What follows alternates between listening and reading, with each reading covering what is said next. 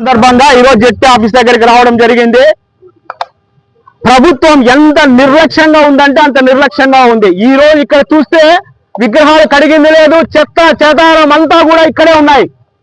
ఏం చేస్తా ఉన్నారని ఇందాక ఈడీ ఖుష్బూ గారికి ఫోన్ చేసి వారు నిర్లక్ష్య వైఖరి, మాకు ప్రభుత్వం నుంచి ఎటువంటి సమాచారం లేదు, ఎటువంటి నిధులు లేవు అనే విధంగా ఆమె సంస్కారంగా మాట్లాడింది. మేము ఒకటే తెలియజేస్తున్నాం, ఖుష్బూ గారు ఖచ్చితంగా క్షమాపణ చెప్పాలా. ఈరోజు మొట్టమొదటి పంతులుగా ఒక మహిళ, ఒక కీర్తి కాల్చినటువంటి మహిళకు ఈరోజు ఈ అప్రతిష్ట పాలు చేసే విధంగా ఈ ప్రభుత్వం అన్నది చాలా చేసిందని తెలియజేస్తున్నాను. ఖచ్చితంగా అంటే మేము రానున్న రోజుల్లో బీసీలం ఇట్లాంటి పనులు చేస్తే దేనికైనా ఒరిగాలని తెలియజేస్తున్నాం.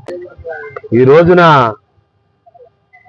ప్రథమ ఉపాధ్యాయురాలైనటువంటి సావిత్రిబాయి పూలే జయంతి సందర్భంగా ప్రజలందరికీ ఈ శుభాకాంక్షలు తెలియజేస్తూ, అత్యంత దౌర్భాగ్యమైన విషయం ఏమంటే ఈరోజు సావిత్రిబాయి పూలే జయంతిని పురస్కరించుకొని రాష్ట్ర ప్రభుత్వం ఘనంగా నిర్వహించాల్సిన పరిస్థితిని కాదని ఈరోజు అనంతపురం జిల్లాలో జిల్లా పరిషత్ ఆవరణలో ఉన్నటువంటి సావిత్రిబాయి పూలే విగ్రహానికి కానీ పూలే విగ్రహానికి కానీ కనీసము క్లీన్ చేసిన పాపాన పోలేదు. చెత్త చెదారం అంతా పేరుకుపోయి ఉండగా ఇక్కడ క్లీన్ చేసిన పరిస్థితి కానీ ఒక పూలమాల వేసిన పరిస్థితి కానీ లేదు.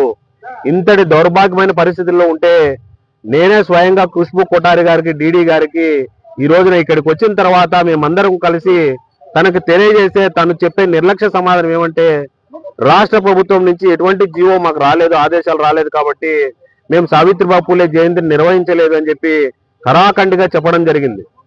ఈ ప్రభుత్వం కనీసం బీసీలు అయినటువంటి బీసీ సామాజిక వర్గానికి లేదా ఎస్సీ ఎస్టీ మైనార్టీలకు కానీ ఎటువంటి వీళ్లకు ప్రాధాన్యత ఇస్తున్నారనేది ఇక్కడ స్పష్టంగా అర్థమవుతుంది. ప్రథమ పౌరురాలు, ప్రథమ చదువుల చెల్లి అయినటువంటి సావిత్రిబాయి పూలే జయంతిని కూడా నిర్వహించలేని దౌర్భాగ్యమైన పరిస్థితుల్లో అనంతపురం జిల్లా అధికార యంత్రాంగం ఉందంటే ఇది ఎటువంటి పరిస్థితికి, ఎటువంటి పరిణామాలకు దారితీస్తుందని చెప్పి ఈ సందర్భంగా ప్రశ్నిస్తున్నాం.